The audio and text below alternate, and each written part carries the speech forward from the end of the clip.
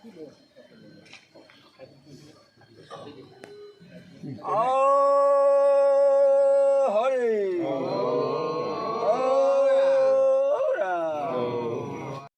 দিয়া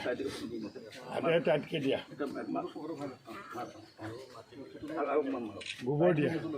গোবৰ গোটেইখিনি দিয়া মোৰ হৈ মোৰ এই বস্তুটো আপোনাক দিব লাগিব। আমি সেউজীয়া অসম গঢ়াৰ যিটো পৰিকল্পনা সন্মানীয় মুখ্যমন্ত্ৰী অসম চৰকাৰে আজি কেন্দ্ৰীয় চৰকাৰে যি আঁচনি লৈছে সেই আঁচনিৰ পৰিপ্ৰেক্ষিতত বটদ্ৰ বা দ্বিতীয় বৈকুণ্ঠ গুৰুজনাৰ জন্মধাম এই জন্মধামত আজি আমি ৭৫টা গছপুলি বৃক্ষৰোপণ কৰি আমি সেই ৭৫টা বছৰক আমি স্মৰণ কৰাৰ লগতে অনাগত দিনৰ কাৰণে আমি এটা সেউজ সংকেতৰ দ্বাৰা আমি যাতে অসমখন